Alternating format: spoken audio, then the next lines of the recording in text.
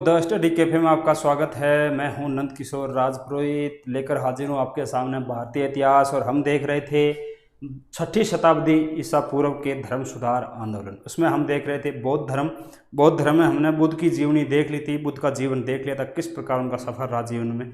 उसके बाद की कुछ चीज़ें हैं जो हम आज यहाँ बात करेंगे कि किस प्रकार भगवान बुद्ध से जुड़ी हुई कौन कौन सी चीज़ें जो हमें ध्यान में रखनी है। तो सबसे पहले जो लाइव है उनका शुक्रिया, और जल्दी से आप जो है कमेंट कर दीजिएगा। आशा राणा पूछ रहे हैं कि सर नंबर ऑफ शिलालेख बताइए। करीब करीब 47 या समथिंग है, एग्जैक्ट डाटा तो भी मुझे याद नहीं है। जो अशोक के शिलालेख है वो इतने हैं, तो जो है आप ध्यान दे दीजिएगा, रखिएगा आगे, ठीक है। और जो मेरी क्लास का वेट कर रहे हैं उनका भी शुक्रिया। और Pooja Salu good evening, Rahul Raj good evening, Hrithik Kumar good evening. Asha Rana मैंने आंसर दे दिया है, क्या प्लीज़ प्लीज़ लगा रखा आपने, ठीक है। चलिए अब जो है आज आपके हैं, हम देख रहे थे बौद्ध साहित्य एवं संगीतियाँ। क्या देख रहे थे? बौद्ध साहित्य एवं संगीतियाँ। तो मेरे ख्याल से मैंने संगीतियाँ तो आपको बता दी थी कल, बौद्ध साहित्य एवं संगीतियाँ। बौद्ध धर्म के अंदर हमने जो है कई सारी चीज़ें देखी, उसमें से ये भी इम्पोर्टेंट चीज़ थी। तो संगीतियाँ 4 हुई थी, मैं चारों का जिक्र आपको कर चुका हूँ कल। इसके अलावा हम बात करेंगे कि इस संगीतियों में कौन सा साहित्य का निर्माण हुआ और उसके अलावा कौन सा साहित्य रचा गया, उसके बारे में अपन बातें करेंगे। मोस्ट ऑफ एग्जाम पर्पज से, एग्जाम दृष्टि से जो साहित्य होता है वो यही आता है कि संगीतियों में कौन कौन सा साहित्य बना था। तो संगीतियों में आपने साहित्य देखा होगा। जो नए लोग जुड़े हैं, जितने भी कनेक्ट है, प्लीज़ पहले लाइक कर दीजिएगा। तो साहित्य की बात करूं तो हमने देखा कि प्रथम बौद्ध संगति में एक साहित्य की रचना हुई जिसे हम सुत्त पिटक कहते हैं। क्या कहते हैं? सुत्त पिटक, ठीक है। क्या कहते हैं? सुत्त पिटक। ये प्रथम बौद्ध संगति में हुई। जब हमने देखा कि प्रथम बौद्ध संगति के अंदर एक और साहित्य की रचना हुई जिसका नाम था जो है, क्या था? विनय पिटक। क्या था? विनय पिटक। और तीसरी बौद्ध संगति में एक साहित्य की रचना हुई, उसको हम कहते हैं धम्म पिटक।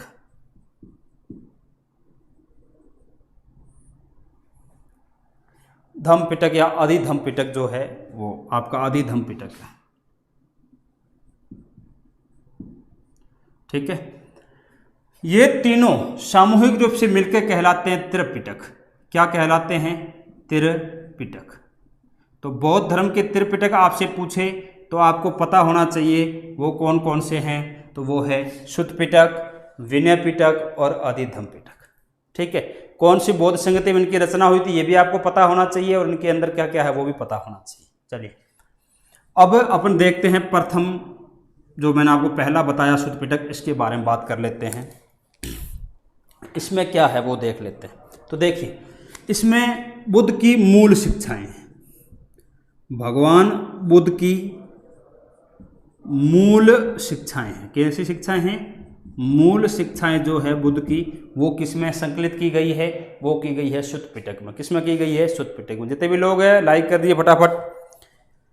तो जो है सुत्त पिटक में क्या है? भगवान बुद्ध की मूल शिक्षाएं हैं, ठीक है। और इसका रचनाकार आपसे पूछे तो वो है आनंद। कौन है? आनंद। इसके रचनाकार कौन है? आनंद है, ठीक है। और क्या है? इसके भाग पूछे आपसे। क्या पूछे? भाग। तो ध्यान रखना, इसके कई सारे भाग हैं, टोटल मेरे ख्याल से 5 भाग है। तो 5 भाग जो है आपको ध्यान में होने चाहिए। कितने हो गए? 4, तो एक यहाँ कर देते हैं।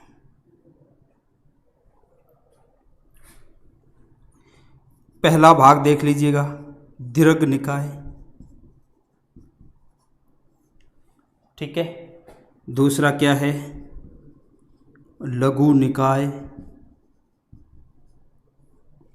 तीसरा क्या है? संयुक्त निकाय।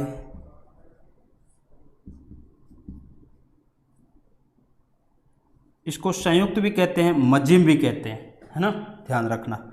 चलिए चौथा क्या है? चौथा है अंगुत्तर निकाय।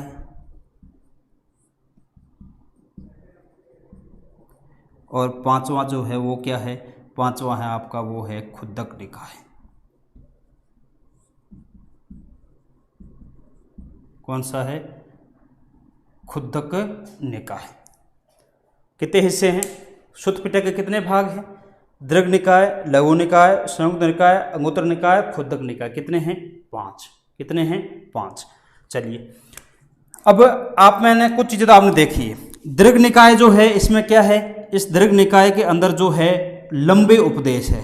कैसे उपदेश हैं, बुद्ध के लंबे उपदेशों का संकलन किया गया है, वो किया गया है किसमें, दीर्घ निकाय में। किसमें किया गया है, दीर्घ निकाय में।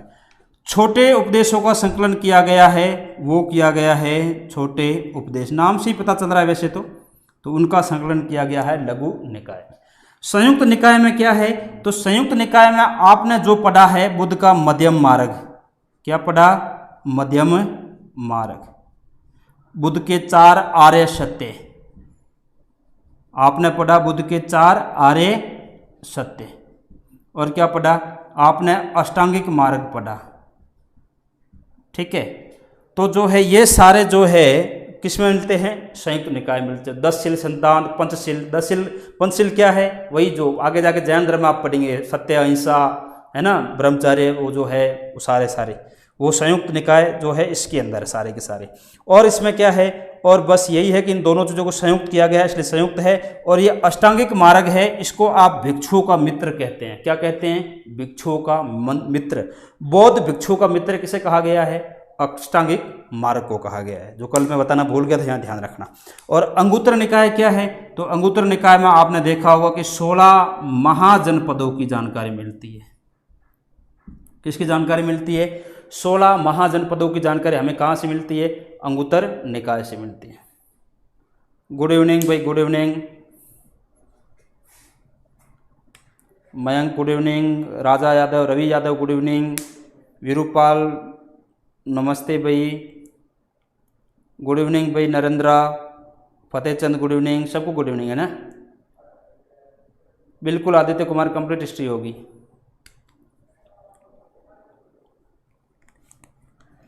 चलिए, खुद्दक निकाय जो है इसमें क्या है, खुद्दक निकाय में है जातक कथाएं। कैसी कथाएं हैं, जातक कथाएं।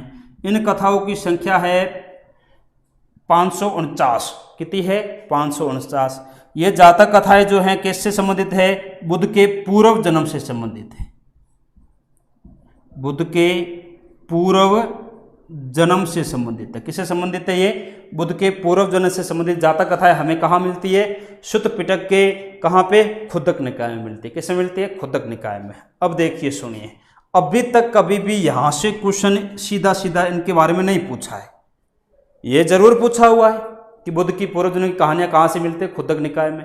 हमें 16 महाजनपदों की जानकारी कैसे मिलती है, अंगुत्तर निकाय में। ठीक है, लेकिन ये कभी नहीं पूछा कि जो है संयुक्त निकाय किसका हिस्सा है, लघु निकाय किसका है, दीर्घ निकाय किसका है। तो आने वाले फ्यूचर एग्जाम में जिस तरह के कंपटीशन का लेवल है, जिस तरह की भीड़ है, उसे देखते हुए ये भी संभावित है कि यहाँ भी एग्जामिनर घुस जाए। स्टेट पीसीएस वाले तो विशेष तौर पे तैयार रहे। ठीक है, तो इस तरह से जो देखते हैं हम ये चीज़ें देखते हैं। अब देखते हैं आगे आपका जो है वो है विनय पिटक। कौन सा है, विनय पिटक।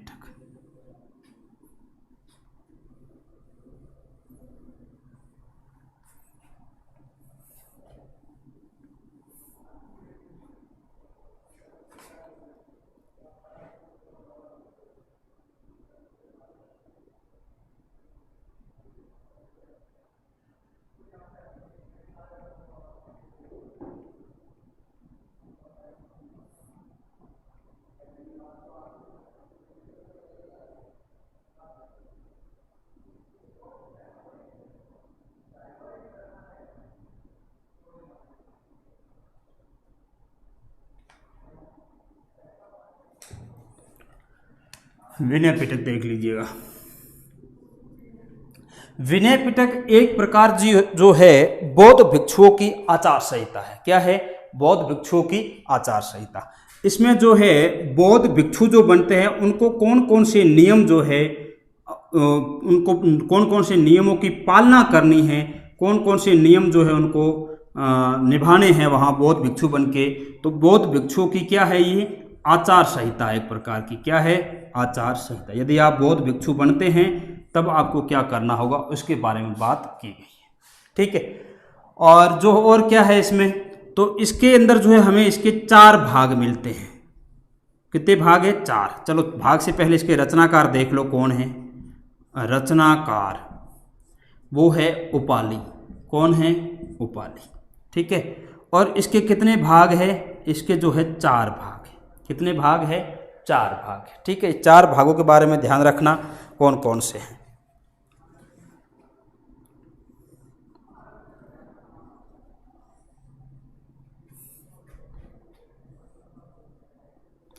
एक तो है सुप्त विभंग। ठीक है। और कौन सा है? और है आपका एक जो है खंदक। ठीक है। और कौन सा है? और जो है परिवार। कौन सा है? परिवार। और एक और है, उसका नाम है आपका जो है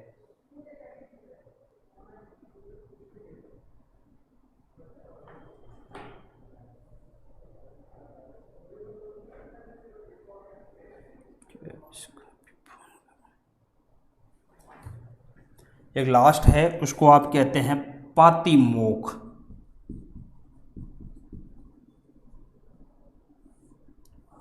कितने हैं? पातिमोक्ष। सुप्त विभंग, खंदक, परिवार और पातिमोक्ष। ठीक है। ये सारे के सारे किसका हिस्सा है? विनय पिटक का। तो ध्यान रखना, शुद्ध पिटक का रचनाकार कौन है आपका? कौन था? आनंद था। कौन था? आनंद। और विनय पिटक का कौन है? उपाली। तो ये दोनों ही लोग जो है, ये दोनों ही जो है बुद्ध के प्रिय शिष्य थे। बस इतना ध्यान रखना। आपको पूछे कि बुद्ध के प्रिय शिष्य कौन थे, तो बुद्ध के प्रिय शिष्य जो है, बुद्ध के प्रिय शिष्य, प्रिय शिष्य जो है वो कौन थे? आनंद और उपाली थे। इस चीज का ध्यान रखना। बुद्ध के प्रिय शिष्य कौन थे? आनंद और उपाली। जब हमने शुरुआत बौद्ध धर्म की थी या भगवान बुद्ध को पढ़ा था, तब मैंने बताया था कि इस आनंद के कहने पे जो है भगवान बुद्ध ने सर्वप्रथम महिलाओं को संघ में प्रवेश दिया था। ठीक है। हम आगे जिक्र करेंगे संघ का। तो संघ में प्रवेश दिया था, और उस संघ में प्रवेश दिया था वो महिला जो थी वो थी प्रजापति गौतमी, जो बुद्ध की सतोली माँ कह सकते हो, या बुद्ध का पालन पोषण करने वाली बुद्ध की मौसी थी। ठीक है। चलिए, तो ये चीज़ें हमने देखी किसमें? इसमें बौद्ध धर्म में शुद्ध पिटक और विनय पिटक। अब अपन बात कर लेते हैं अधिधम्म पिटक की। किसकी कर लेते हैं? अधिधम्म पिटक की।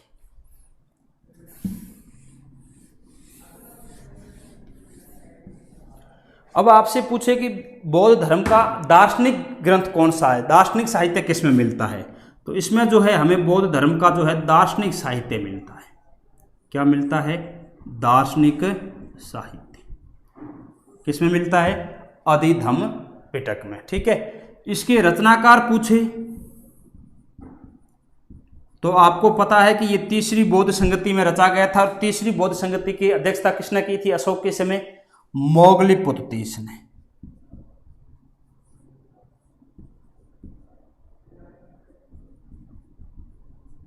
किसने की थी?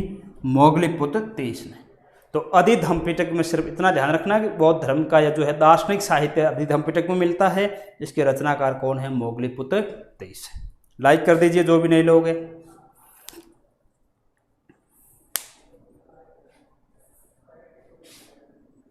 शुक्रिया आदित्य कुमार, शुक्रिया। मेरा पढ़ाने का तरीका अच्छा लगता है, इसके लिए। हाँ रवि यादव, मैं ऑफलाइन क्लास से लेता हूँ, पर अभी ऑफलाइन कोचिंग ही नहीं है, इसलिए ऑनलाइन आना पड़ा तुम्हारे सामने।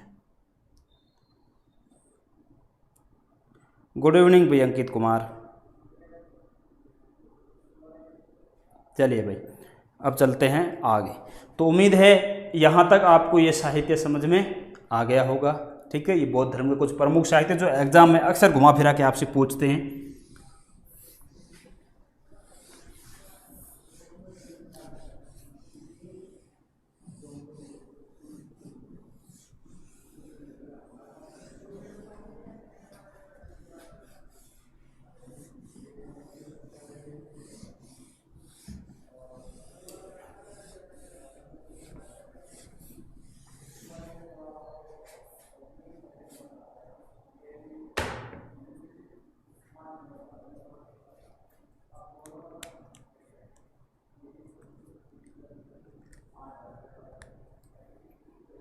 गुड इवनिंग भाई मालम सिंह जी, अबू ओसामा, सबको गुड इवनिंग।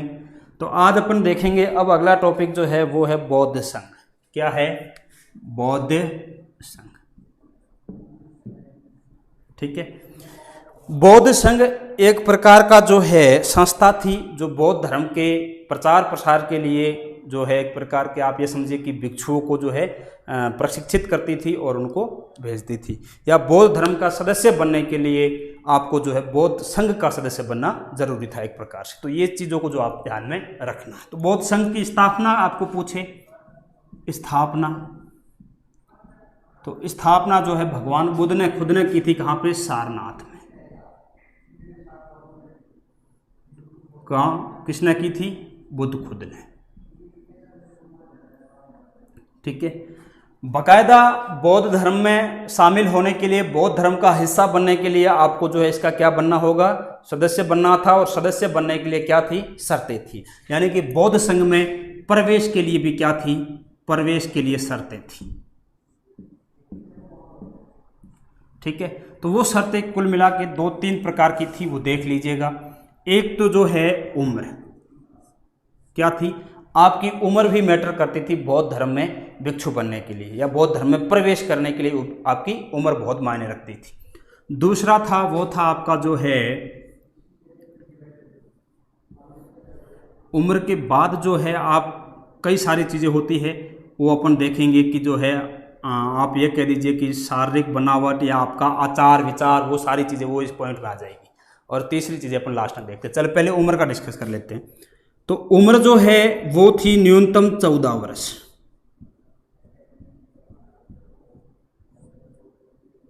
कितनी थी? बौद्ध धर्म में प्रवेश के लिए आपकी न्यूनतम उम्र कितनी होनी चाहिए? 14 वर्ष होनी चाहिए। न्यूनतम उम्र है, होनी चाहिए। यदि 14 के आप नहीं हैं तब आपको कुछ शर्तें थी, उनका पालन करना था। या तो आप अपने पिता से अनुमति लाएंगे, या आप अपना कोई संरक्षक जो है उससे अनुमति लाएंगे, या आपका कोई और अन्य अभिभावक है। क्या है? अभिभावक। तो आप उस अभिभावक से भी जो है क्या लाएंगे? अनुमति। इन तीनों से जो है आपको क्या लेनी होगी? अनुमति लेनी होगी। यदि आपकी उम्र 14 वर्ष नहीं है तो उसके लिए आपको क्या लेनी होगी? इसकी अनुमति लेनी होगी। ठीक है। दूसरी शर्त क्या थी? ये तो मैंने उम्र संबंधी पहली शर्त बताई। दूसरी शर्त क्या थी? दूसरा पॉइंट देखिए क्या था। दूसरे में यह था कि आप अपंग नहीं होने चाहिए। अपंग बोले तो विकलांग।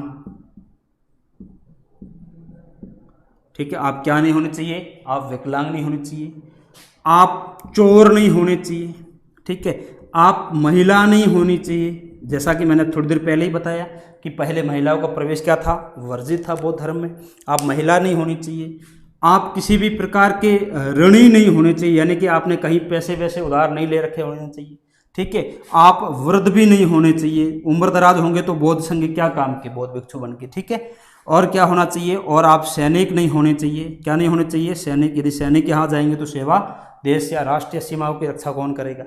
तो ये सारी कुछ शर्तें थी जो आपको क्या करनी होती थी? पूरी करनी होती थी। तो ध्यान रखना, इसमें बहुत फेमस है जहाँ से क्वेश्चन बनता है, एक महिला वाला। ठीक है। और ये ऋणी भी ध्यान रखना। और चोर अपंग तो नॉर्मली चीज़ है। ठीक है। बाकी इसमें जात पात का कोई लेना देना नहीं था। किसी भी जाति का हो, किसी भी धर्म का हो, वो आके बौद्ध संघ में प्रवेश ले सकता है और बौद्ध धर्म ग्रहण कर सकता है। ठीक है। और क्या था? और जो है आपको भिक्षु बनने के लिए गृह त्यागना था। क्या करना होगा? आपको भिक्षु बनने के लिए गृह त्यागना होगा। 3 चीजें आपको ध्यान में रखनी है। लाइक कर दीजिए नए लोग जो भी हैं।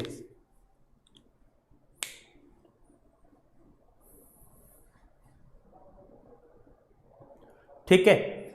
तो न्यूनतम कितनी एज होनी चाहिए? 14।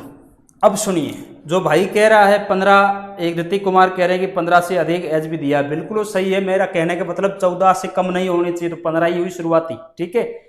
और 15 से 20 साल तक, यानी 5 साल में वो जाके प्रॉपर भिक्षु बनता था। अब आगे हम बात करेंगे, देखते जाओ। ठीक है। 14 से तो कम नहीं होनी चाहिए एन के प्रकार। यस, ये ध्यान रखना। अब देखिए, अब आप समाज में प्राणी हैं, समाज में रहते हैं, आपने गृह त्यागा। क्या किया? गृह त्यागा। ये ऋतिक कुमार, ये सपोज कीजिए जो अपने कमेंट में बोल रहा है, इस ऋतिक कुमार को ही कह देते हैं।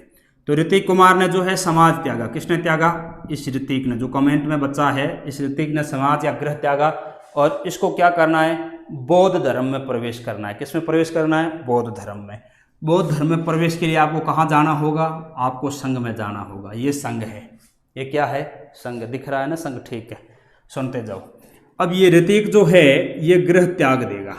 ठीक है, इसके गृह त्यागने की घटना जो है वो प्रवज्या कहलाएगी। क्या कहलाएगी? प्रवज्या। गृह त्यागने की घटना क्या कहलाएगी? प्रवज्या।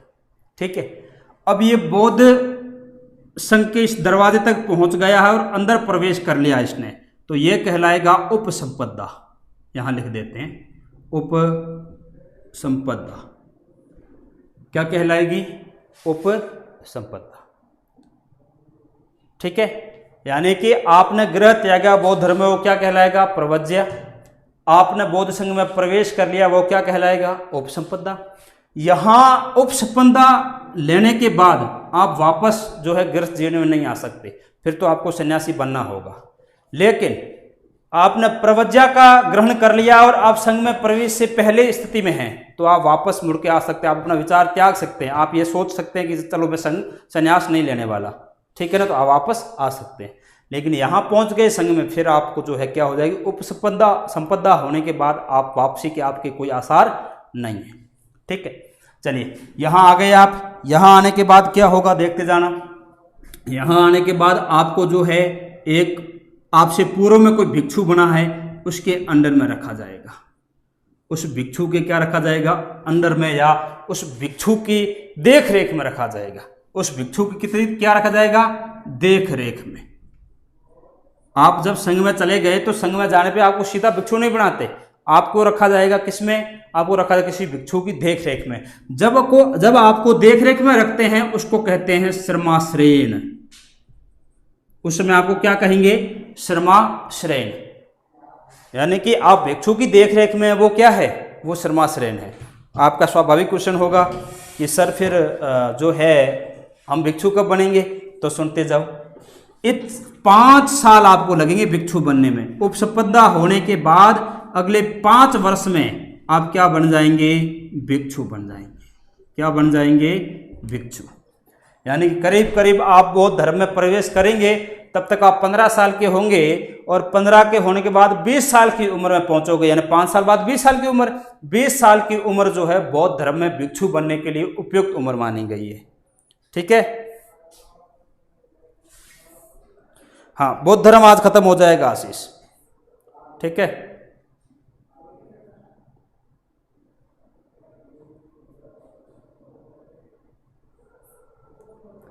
वो जो एक क्वेश्चन पूछ रहा है मुझे, आशा राणा ये पूछ रहे हैं कि जो है गृह त्यागने की घटना महाभिनिष्क्रमण कहलाती है। वो केवल बुद्ध ने जब गृह त्यागा वो घटना महाभिनिष्क्रमण कहलाती है। ठीक है, आप भिक्षु बन रहे हैं तो आप कोई बुद्ध थोड़ी है। ठीक है, आप भिक्षु बन रहे हैं तो आप गृह त्यागी, वो प्रवज्या कहलाएगा। ठीक है, और जैसे ही आपने बौद्ध संघ में प्रवेश कर लिया वो उपसंपदा कहलाएगी। ध्यान रखना। चलिए, और जो उस भिक्षु की देखरेख में आप होंगे उस समय को आप कहेंगे, आपको कहा जाएगा श्रमाश्रयण। और जैसे ही 5 साल पूरे हो जाएंगे इसकी देखरेख में, तो आप खुद भी क्या बन जाएंगे? आप खुद भी भिक्षु बन जाएंगे। उस अवधि पर टाइम लगता है 5 वर्ष, और 5 वर्ष आप क्या बन जाएंगे? भिक्षु। तो ये तो बौद्ध संघ में प्रवेश की शर्तें हैं। कैसी शर्तें हैं? प्रवेश की। अब थोड़ी सी बात करते हैं बौद्ध संघ की कार्य प्रणाली की। किसकी बात कर लेते हैं? कार्य प्रणाली की। लाइक कर दीजिए नए लोग जो भी है, नए लोग जो भी है प्लीज लाइक कर दीजिए।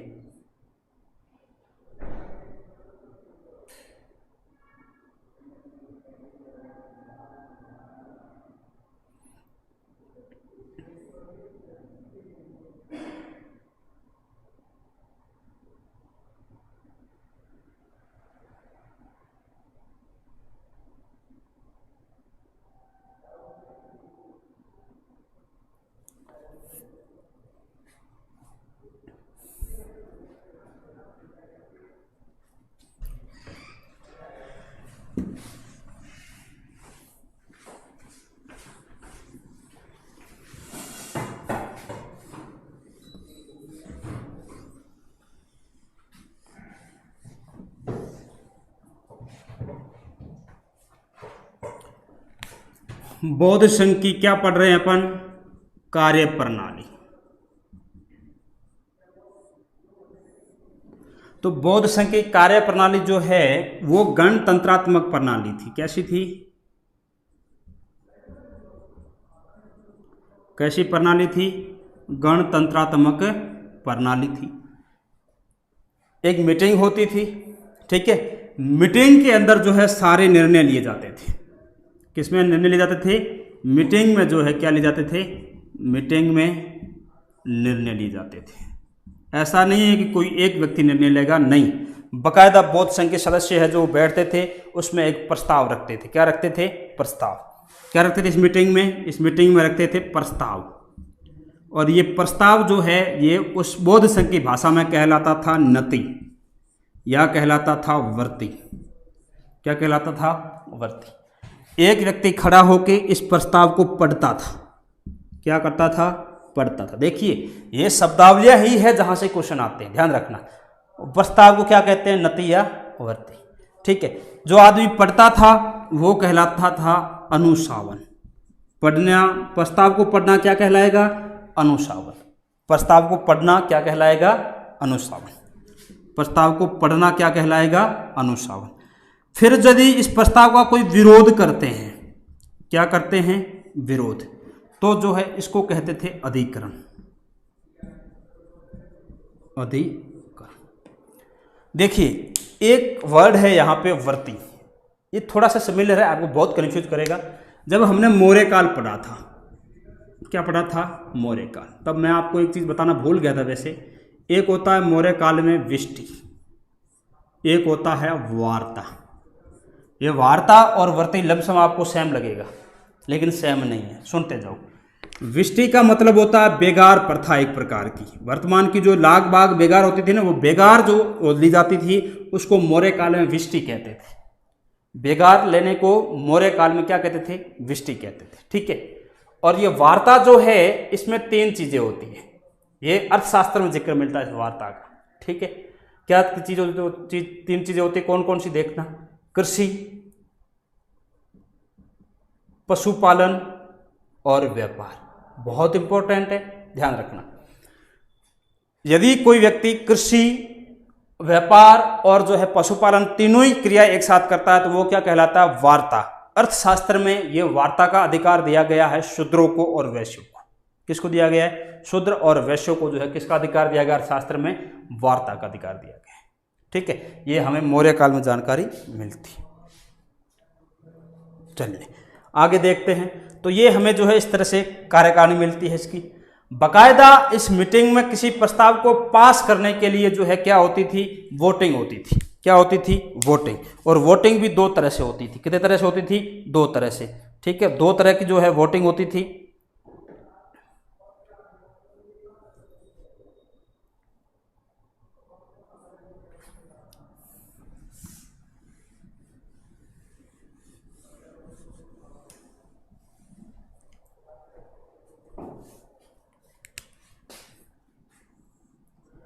तो बौद्ध धर्म में जो है प्रस्ताव को पास कराने के लिए क्या होता था? मतदान।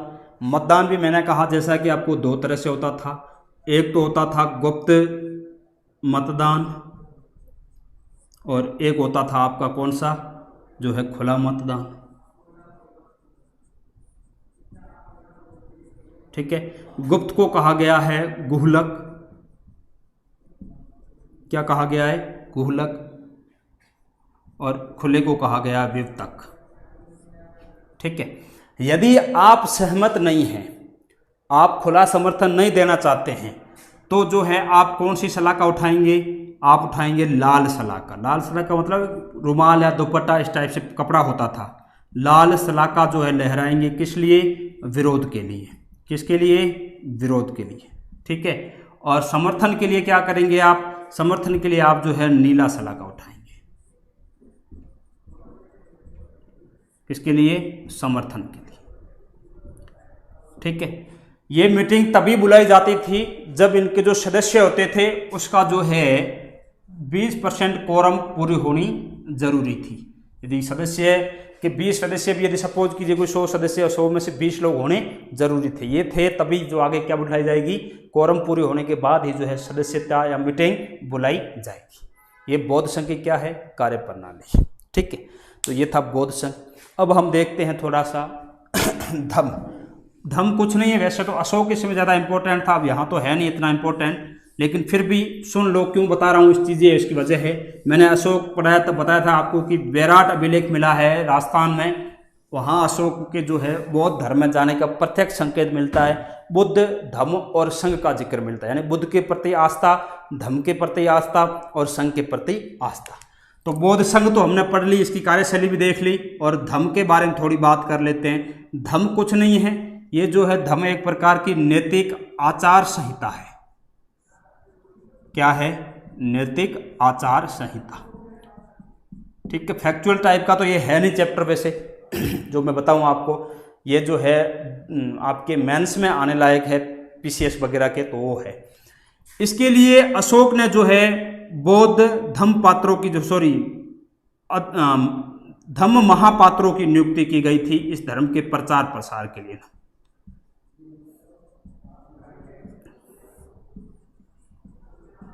क्या होती थी, धम्म महापात्रों की नियुक्ति कालांतर में होती थी, ताकि वो आम पब्लिक की जो है, आम जनता के लिए क्या करते थे, उनके नैतिक आचरण या आचार विचार पे नियंत्रण रखते थे और ध्यान रखते थे कि ये जो है पूर्ण रूप से धर्म को फॉलो कर रहे हैं या नहीं कर रहे हैं। ये चीज़ थी आपकी धम्म में। तो ये दो चीज़ें हो गई। अब अपना जो है बौद्ध साहित्य पूरा हो गया, ठीक है। अब अपन आगे बढ़ते हैं और अपन ये देखेंगे कि बौद्ध धर्म के उत्थान के क्या कारण थे।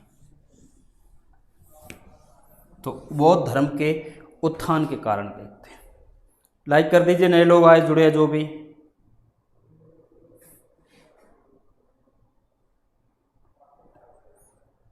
भाई आप आशीष गोवलकर नोट्स बनाते हैं, पर क्या करें, काटा पीटी तो करनी पड़ती है। कैमरे के सामने जितना बोर्ड होता है उसके अकॉर्डिंग तो करेंगे, उससे ज़्यादा कहाँ से जगह लाएंगे।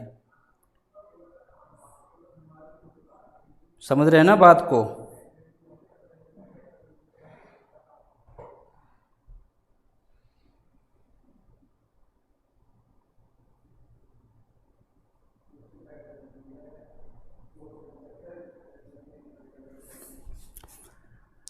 चलिए,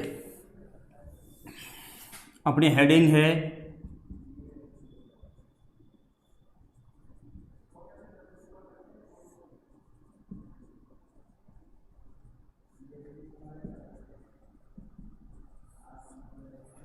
बौद्ध धर्म के उदय के कारण। क्या कारण है बौद्ध धर्म के उदय के कारण? प्लीज लाइक कर दीजिएगा, ठीक है।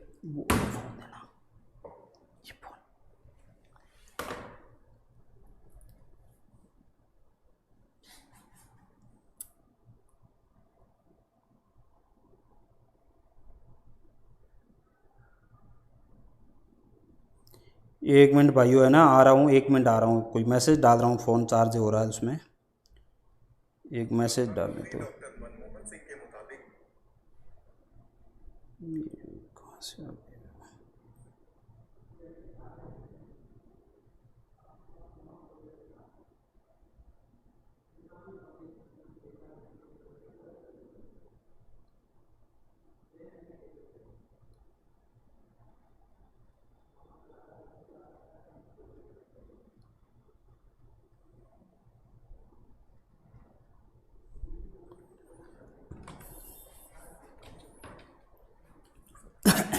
देखो, बौद्ध धर्म के उदय के कारण देख रहे हैं अपन। क्या देख रहे हैं? बौद्ध धर्म के उदय के कारण। तो इसमें जो है कई सारे कारण हैं। पहला अपन देखते हैं ब्राह्मण। क्या है? पहला ब्राह्मण, ठीक है। अब क्या है कि ब्राह्मण धर्म में जो है रूढ़िवादिता आ गई थी। क्या आ गई थी? रूढ़िवादिता, ठीक है। जब ब्राह्मण धर्म में रूढ़िवादिता आई, कर्मकांडीय व्यवस्थाएं बहुत कठोर हो गई, सामाजिक रूढ़िवादिता जब आई तो लोगों ने जो उसका क्या करना शुरू किया? प्रतिरोध करना शुरू किया। एक तो ये कारण था, ठीक है। दूसरा जो है ब्राह्मणों, और एक तो क्या था? रूढ़िवादिता। एक क्या था? ब्राह्मण धर्म में रूढ़िवादिता, और जो है जटिल कर्मकांडीय व्यवस्था। मैं यहाँ आपको इतना विस्तृत तो नहीं बता पाऊँगा क्योंकि बोर्ड में जो जगह है इतनी है, तो छोटे छोटे पॉइंटों में बताऊँगा। और दूसरा था जो है ब्राह्मण क्षत्रिय संघर्ष। इसी के अंदर जो है ब्राह्मण धर्म में क्या होता, ब्राह्मण क्षत्रिय संघर्ष देखने को मिलता है हमें, ठीक है। क्योंकि उत्तर वैदिक काल के बाद जो है आप देखते हैं तो ब्राह्मणों पे क्षत्रियों की निर्भरता कम हो गई थी, ठीक है ना। और जो है वो कहीं ना कहीं जो है ज्ञान के क्षेत्र में ब्राह्मणों को चुनौती देने लग गए थे। जैसे विदेह के जनक थे, आपने देखा होगा, ऐसे कई विद्वान देखने को मिलते हैं। तो जो है ज्ञान के क्षेत्र में चुनौती देने लगे, तो ब्राह्मण क्षत्रिय संघर्ष देखने को मिला हमें, ठीक है। तो इसलिए भी जो कहीं ना कहीं जो है क्षत्रिय राजशासक होते थे और इन्होंने जो है अन्य धर्म स्थापक थे उनको क्या दिया, समर्थन दिया। क्या दिया, समर्थन। जो अन्य धर्म के संस्थापक थे समर्थन दिया। इसके उदाहरण देखने हैं तो जैन और बौद्ध दोनों धर्मों के जो संस्थापक है वो दोनों ही क्या है, राजकुमार है। और हम आगे देखते हैं कई सारे राजा जो है महाजनपद में या जनपदीय शासकों जो होते हैं वो सारे के सारे इनको क्या देते हैं, संरक्षण देते हैं, पूरी तरह समर्थन देते हैं। उनकी जो है देख रेख में ये धर्म फलते फूलते हैं, ठीक है। ये सारी चीज़ें देखने को मिलती है। एक तो ये कारण है। दूसरा क्या है, दूसरा आर्थिक कारण भी है इसके कुछ। क्या है, आर्थिक, ठीक है। आर्थिक कारण उदय के क्या है वो देखिए। आर्थिक कारण ये था कि उत्तर वैदिक काल के बाद लोहे का आविष्कार हुआ, वैदिक काल के बाद। उत्तर वैदिक काल वाले घटना में हम पढ़ते हैं, उसमें हमने देखा था लोहे का आविष्कार हो चुका था। काठक संहिता में हमें 24 बैलों द्वारा खींचे जाने वाले हल का जिक्र मिलता है, ठीक है। तो इस तरह से जब हम देखते हैं कि जो है जब आर्थिक गतिविधियां तेज हुई होगी कृषि होने से और जंगल होने से पैदावार बढ़ी होगी। अब ब्राह्मण धर्म या वैदिक धर्म में कर्मकांडीय व्यवस्थाओं में पशु बलि दी जाती थी और पशुओं में भी बलि किसकी होती थी, बैल की, ठीक है। तो राजाओं ने जो है इसका पशु बलि का भी क्या किया, राजाओं ने विरोध किया। राजाओं ने क्या किया, पशु बलि का विरोध। क्योंकि पशु बलि करने से खेती बाड़ी के लिए, हल जोतने के लिए बैलों की कमी आई होगी। बैलों की कमी आने से जो है राजाओं के राजस्व या आय में कमी होगी, जो वो कर वसूलते थे उसमें। तो राजाओं ने इसका क्या किया, विरोध किया। दूसरा आर्थिक गतिविधियों में क्या है कि वैश्य वर्ग संपन्न हो गया था। कौन सा वर्ग, वैश्य वर्ग। हमने देखा मौर्य काल वगैरह में जो है इनकी कई सारे श्रेणियां देखने को मिलती है हमें, है ना। तो जो है वैश्य वर्ग संपन्न हो गया। अब वैश्य वर्ग पैसे से संपन्न है, आर्थिक रूप से वो सक्षम है, लेकिन सामाजिक अधिकार उनके पास नहीं है कि नहीं है। तो इन लोगों ने जो है अपने सामाजिक अधिकारों के लिए जो है क्या किया, विरोध किया,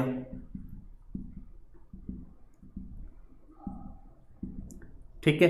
सामाजिक अधिकारों के लिए इन्होंने जो है कौन से धर्म को समर्थन दिया, बौद्ध या जैन धर्म को समर्थन दिया, ठीक है ना। इसलिए ध्यान रखना। तीसरा पक्ष क्या था कि इसके लिए जिम्मेदार जो है ब्राह्मण खुद भी थे,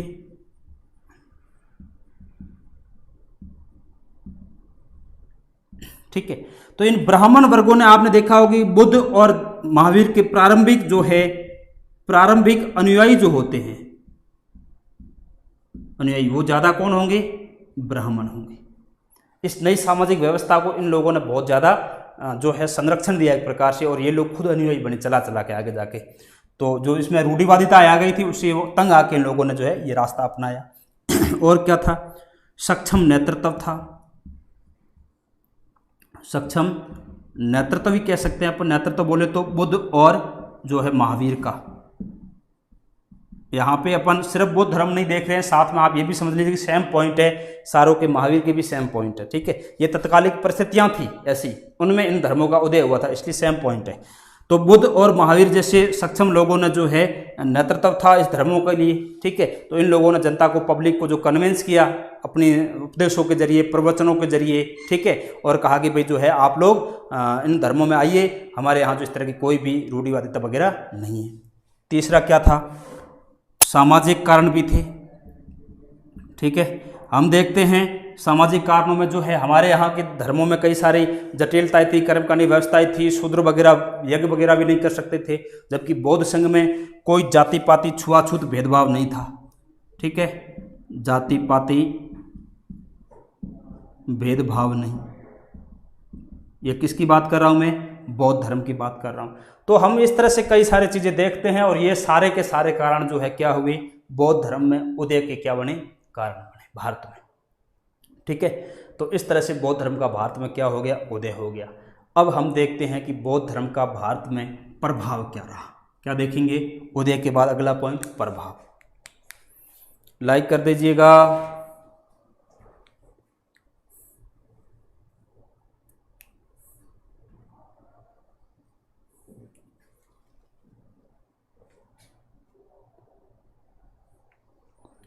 बिल्कुल विजय पढ़ाऊंगा। वीरेन भाई दे देंगे टाइम, स्क्रीनशॉट के लिए टाइम दे देंगे, आप निश्चित रहिए।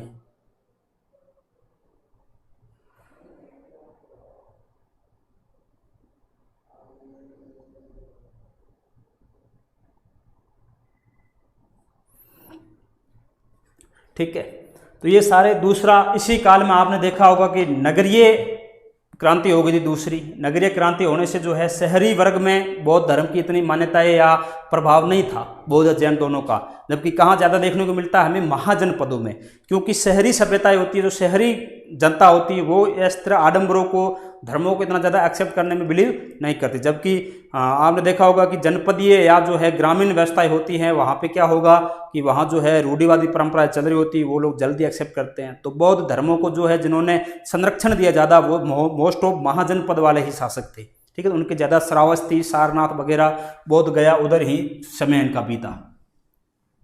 तो ये तो इनके बौद्ध धर्म के उदय के कारण थे। अब हम देखते हैं बौद्ध धर्म का प्रभाव भारत में, या भारतीय संस्कृति को बौद्ध धर्म ने किस तरह प्रभावित किया, उसकी बात करते हैं।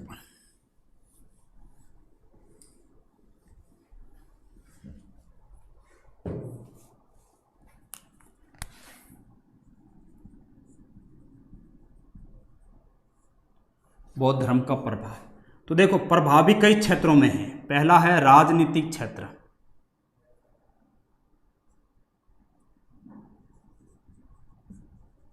राजनीतिक प्रभाव पहला, बौद्ध धर्म जो है लोकतांत्रिक व्यवस्थाओं में विश्वास करता था, गणराज्यों में विश्वास करता था। ठीक है ना, तो ध्यान रखना बौद्ध धर्म के पनपने की ये भी एक बहुत बड़ी वजह थी, क्योंकि वहाँ जो है अभिव्यक्ति की आज़ादी थी। बौद्ध धर्म ज़्यादा इसलिए पनपा क्योंकि ये राजकुमार लोग जो है वहाँ आम जनता को जो है उपदेश दे सकते थे, खुलेआम जो है अपने धर्म का, अपने विचारों का जो है प्रचार प्रसार कर सकते थे।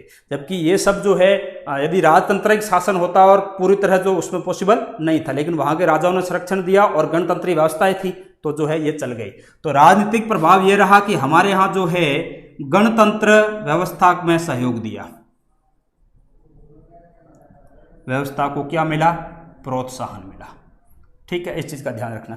बुद्ध खुद भी जो है गणतंत्र व्यवस्था में बिलीव करते थे। यदि आपको आज की तारीख में भी क्वेश्चन पूछे कि क्या भगवान बुद्ध जो है लोकतांत्रिक मूल्यों में विश्वास करते थे, तो बिल्कुल करते थे। कैसे, हमने पीछे संघ पढ़ा है, संघ की कार्यशैली हमने देखी है, उसमें क्या है, पूरी गणतांत्रिक प्रणाली नहीं है क्या, लोकतांत्रिक प्रणाली नहीं है क्या, हमने पढ़ा है पीछे। तो आप ये ध्यान रखना वहां से।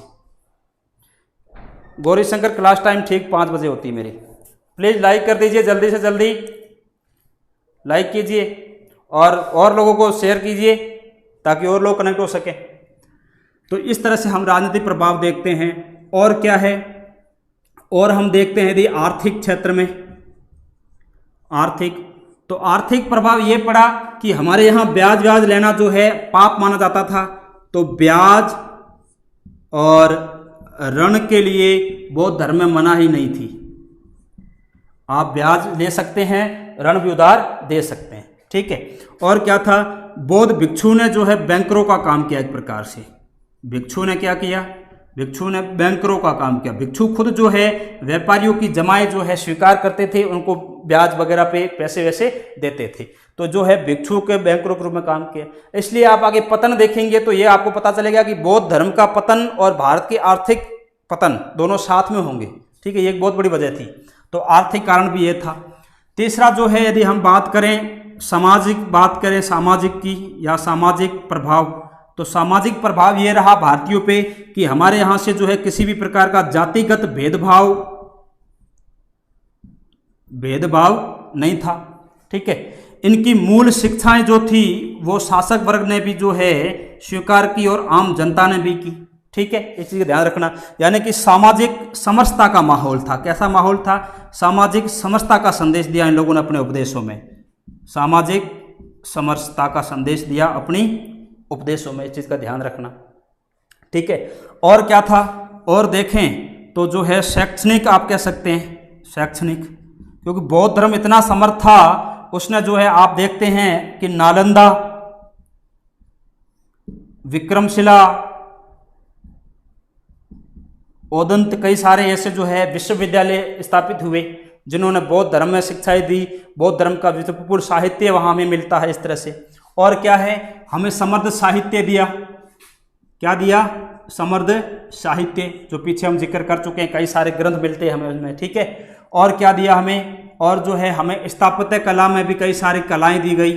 स्थापत्य कला में प्रभाव देखने को मिलता है, जैसे हम देखते हैं मथुरा शैली और अमरावती शैली, ये तो बौद्ध धर्म से केवल प्रभावित है। लेकिन एक हमें मिलती है गांधार शैली। कौन सी शैली? गांधार शैली। गांधार शैली पूर्णतः बौद्ध धर्म को ही समर्पित है, ध्यान रखना चीज़ का। भगवान बुद्ध की बड़ी बड़ी आदमकद मूर्तियां बनाई जाएगी गांधार शैली में। तो ये सारी स्थापत्य कला में देखने को मिलता है, साहित्य में देखने को मिलता है प्रभाव हमें बौद्ध धर्म का। तो और दूसरा क्या साहित्य कहे तो जो है आपने देखा भाषा को भी प्रभावित किया है। तो हमारी भाषा जो है पाली भाषा को समृद्ध किया प्रारंभ में। तो कौन सी भाषा में बौद्ध ग्रंथ मिलेंगे? पाली में। लेकिन बाद में जब महायान संप्रदाय आएगा तो संस्कृत भाषा को प्रोत्साहित करेंगे। तो इस तरह भाषा को भी क्या किया है? समृद्ध किया है। और तीसरी चीज़ जो है इस तरह के प्रभाव देखने को मिलते हैं और हमारी संस्कृति को वैश्विक संस्कृति बनाया, ये भी आप कह सकते हैं। बौद्ध धर्म आज की तारीख में एक विश्व का धर्म है, एक नया दर्शन दिया हिंदुस्तान ने बौद्ध धर्म के रूप में या जैन धर्म के रूप में। हालांकि जैन तो बाहर नहीं फैले, लेकिन बौद्ध धर्म जो है आज एक वैश्विक धर्म है। आप देखते हैं कि यहाँ Java, Sumatra, Indonesia, Thailand, Myanmar, Tibet, Sri Lanka, चीन, आपका जो है जापान, कोरिया, दक्षिण कोरिया, उत्तर कोरिया, दोनों ही इवन, ये सारे के सारे क्या है? बौद्ध धर्म में। इसमें हम आगे अभी पढ़ेंगे कौन से इसमें हीनयानी है, कौन से महायानी है। तो ये सारा चीज़ें ध्यान रखना है चीज़ का। तो प्लीज़ लाइक कर दीजिएगा।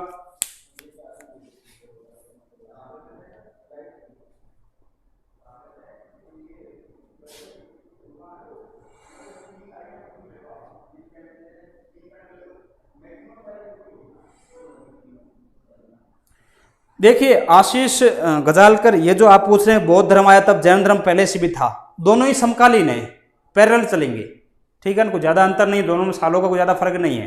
दोनों के प्रवर्तक है सेम सालों में, आपको महावीर और ये दोनों ही मिले। वैसे यदि बौद्ध धर्म की, जैन धर्म की बात करूं तो आप देखते हैं कि हमें एक अरिष्टनेमी जैन जो है मुनि के जिक्र मिलता है छांदोग्य उपनिषद में, और उसको माना जाता है कि वो भगवान श्री कृष्ण के समकालीन थे, ठीक है। तो जैनों के शायद 22वें या 21वें तीर्थकर थे, ऐसा कुछ है। मैं जब जैन धर्म पढ़ाऊंगा तो मैं आपको बता दूंगा उसमें वैसे भी। तो वो भगवान कृष्ण के समकालीन थे। तो आप ये तो वैसे यदि थोड़ा बहुत भी माने कि जैन धर्म में 24 तीर्थकर हुए हैं, महावीर और बुद्ध समकालीन थे, इसका मतलब जैन तो पहले से थे। तो जैन धर्म प्राचीन है वैसे तो, लेकिन ऐतिहासिकता संदिग्ध है उनकी, सिर्फ ऐतिहासिकता 3-4 की मानी जाती है। इसलिए ध्यान रखना, हम महावीर से ही पढ़ेंगे या पार्श्वनाथ से, बस। इससे ज़्यादा पुराना ज़्यादा आपको जानकारी नहीं मिलेगी उनकी। जो 23वें पार्श्वनाथ थे, 24वें महावीर थे, तो महावीर समकालीन थे बुद्ध के, ठीक है। बाकी जैन धर्म की यदि मैं ऐतिहासिक पुष्टि तो नहीं करूंगा हिस्ट्री के संदर्भ में तो, लेकिन यह है कि कहीं न कहीं साक्ष्य हमें मिलते हैं कि जैन धर्म बौद्धों से भी पहले मौजूद था। जैसा कि मैंने कहा कि कृष्ण के साथ समकालीन था, तो बहुत पहले था, है ना। तो ये सारे जो है इसका क्या हमें देखने को मिलेगा, इन क्षेत्रों में प्रभाव देखने को मिलेगा। यानी कि साहित्य है, स्थापत्य है, सामाजिक है, शैक्षणिक है, आर्थिक है, राजनीतिक है, ये सारे हमें प्रभाव देखने को मिलेंगे। इसके अलावा अब देखते हैं इसका पतन। तो आपका जो है बौद्ध धर्म का विभाजन एवं पतन, ये टॉपिक होगा, बौद्ध धर्म का विभाजन एवं पतन।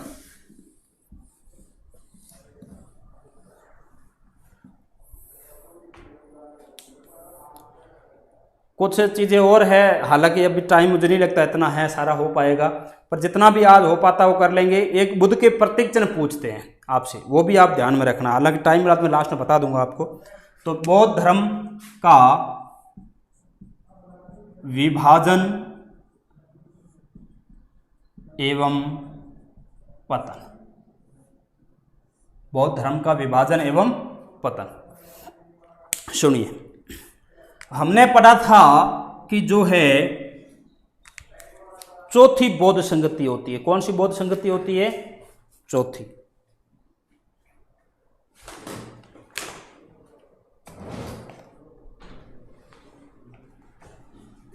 एक रेड मार्कर था, चलो कोई ना, बोले बोलो एक ही ले लेते हैं, ये रहा ना। चलिए, तो बौद्ध धर्म का विभाजन एवं पतन, हम बात कर रहे थे कि एक चौथी बौद्ध संगति होती है। कौन सी होती है? चौथी बौद्ध संगति। ये होती है, आपको पता है कहाँ पे? कुंडलवन कश्मीर। कहाँ पे होती है? कुंडलवन कश्मीर। किसके समय होती है? कनिष्क के समय होती है, ठीक है। और इस समय बौद्ध धर्म दो भागों में बंट जाएगा। एक भाग कहलाएगा इसका जो है वो कहलाएगा हीनयान, और दूसरा कहलाएगा महायान। क्या कहलाएगा? हीनयान और महायान। इस पे कोई एसएससी वगैरह में क्वेश्चन भी पूछा हुआ है कि हीनयान का अर्थ क्या होता है और महायान का अर्थ क्या होता है।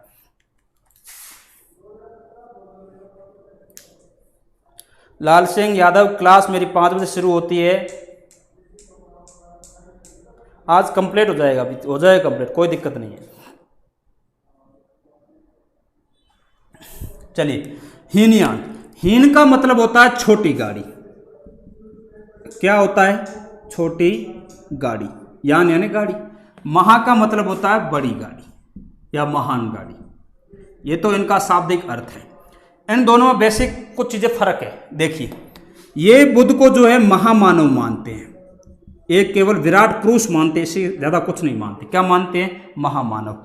जबकि ये जो है बुद्ध को क्या मानते हैं? एक प्रकार का जो है देवता या ईश्वर मानते हैं, ठीक है। इस चीज का ध्यान रखना।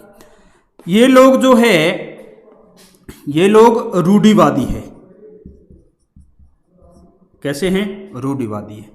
ये जो है कैसे हैं? उदारवादी है। कैसे हैं? उदारवादी है।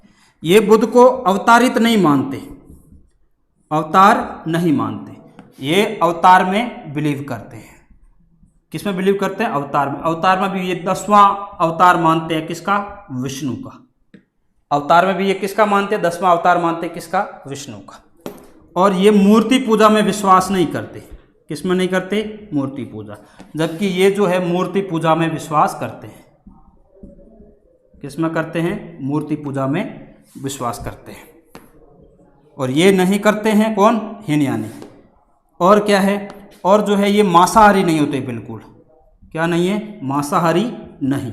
जबकि ये क्या होते हैं? मांसाहारी होते हैं, ठीक है। ये कुछ कंसेप्ट है, कुछ चीजें इनमें जो है मोटे तौर पे आपको ध्यान में रखनी वो है। और क्या है? और जो है ध्यान रखना हमें जो है, ये जैसे मैंने कहा अवतार, तो बुद्ध का अगला अवतार जो होगा, बुद्ध का अगला अवतार वो होगा मैत्रेय के रूप में। मैत्रेय के रूप में, ठीक है, ध्यान रखना। हम शंकराचार्य को प्रच्छन्न या छदम बोध कहते हैं। जो हमारे आदि शंकराचार्य थे उनको हम क्या कहते हैं? प्रच्छन्न, छतरी वाला प्रच्छन्न, या क्या कहते हैं हम? छदम बोध कहते हैं, छदम बुद्ध कहते हैं, ठीक है। इस चीज का ध्यान रखना। तो ये जो है इसमें कुछ चौथी संगति में बौद्ध धर्म दो भागों में बट गया, उसके बारे में बात है। इसके अलावा बौद्धों के कई सारे संप्रदाय देखने को मिलेंगे हमें। इसके अलावा हमें बौद्धों का एक जो है तांत्रिक संप्रदाय है। कौन सा है? तांत्रिक। उसको कहते हैं वज्रयान, वज्रयान संप्रदाय, ठीक है। इस वज्रयान संप्रदाय जो है कैसा है? तांत्रिक है। और इस संप्रदाय ने ये 6ठी-7वीं शताब्दी में शुरू हुआ था, वर्तमान वाली 7वीं शताब्दी ईस्वी में, ठीक है। और इसने जो भारत में बौद्ध धर्म के पतन में बहुत बड़ी भूमिका निभाई, ठीक है। तो ये सारी चीजें जो है कहीं ना कहीं क्या है? बौद्ध धर्म के जो है आपके दो भागों में विभाजन से जुड़ी हुई है। तो ये आपको ध्यान में रखनी है। एक चीज और है कि हीनयान के भी आगे जाके 2 भाग होंगे, ठीक है, और महायान के भी 2 भाग होंगे, ठीक है। हीनयान के 2 भाग होंगे, वो कौन कौन से हैं देख लो।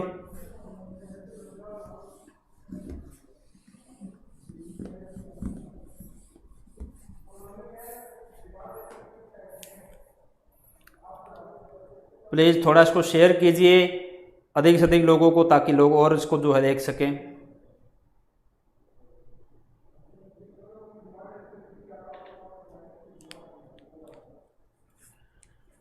अब यार हीनयान और महायान के आशीष गुदल कपड़ों के बारे में जानकारी नहीं है, लेकिन एक चीज ध्यान रखना, हीनयानी जो है केवल स्वयं के जो है मोक्ष की बात करेंगे, स्वयं अरहत प्राप्त करना चाहते हैं, जबकि महायानी थोड़े उच्च विचारों के होते हैं, वो समष्टि सोचते हैं और वो सोचते हैं कि दूसरों को भी जो है बोधिसत्व प्राप्त होना चाहिए। जब मैंने एक बार मुझे ज्ञान हो गया तो मैं दूसरों को मोक्ष प्राप्त करने में क्या करूँगा, सहयोग। ये महायानी करते हैं। बाकी कपड़ों के बारे में तो देखो जानकारी नहीं है, वेशभूषा की थी।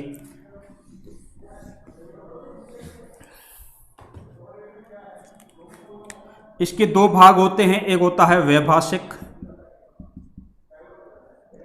और स्वतांत्रिक।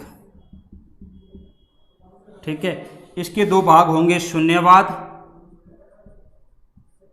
और दूसरा होगा इसका जो है विज्ञानवाद, और एक और नाम है इसका, दो होंगे। शून्यवाद का जनक था नागार्जुन। कौन था? नागार्जुन। ठीक है, जिसे भारत का आइंस्टीन कहते हैं। ये केमिस्ट्री का विद्वान था और हम इस जो है नागार्जुन को भारत का क्या कहते हैं? आइंस्टीन कहते हैं, ये ध्यान रखना। और विज्ञानवाद का एक और नाम है, मुझे याद नहीं आ रहा अभी, खैर जब आएगा तब देखेंगे, नहीं तो नहीं आएगा तो भी चलेगा, इतना नहीं पूछेंगे आपसे, ध्यान रखना। अच्छा, इनकी जो एक देवी होती है उसका नाम है तारा। क्या नाम है? तारा, ये ध्यान रखना। विद्या की देवी उसका भी कुछ नाम होता है, महायानी करते हैं। अच्छा, एक चीज़ और, आपको पूछे कि महायान का प्रादुर्भाव कहाँ हुआ, तो महायान का प्रादुर्भाव होता है, वो होता है आंध्र प्रदेश, भारत में। कहाँ होता है महायान शाखा का उद्भव? वो होता है आंध्र प्रदेश, भारत में। हीनयान में जो वैभाषिक है ये जम्मू कश्मीर से उत्पन्न होती है। ठीक है, इसके असंग है, ऐसे कुछ इसके भी निर्माता होते हैं। तो ये बहुत डेप्थ है, अभी तो बहुत कुछ है इसमें, खैर इतना तो अभी नहीं पॉसिबल हो पाएगा पढ़ना भी आपको, तो देखेंगे आगे। अब देखते हैं पतन। अब क्या देखते हैं? इनका पतन।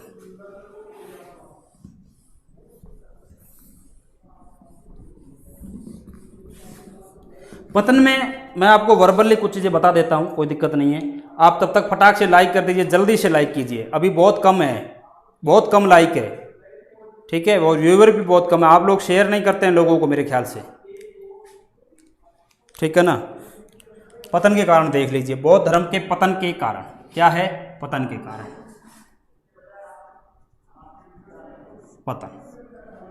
पतन क्यों हुआ? देखिए, एक तो क्या हुआ,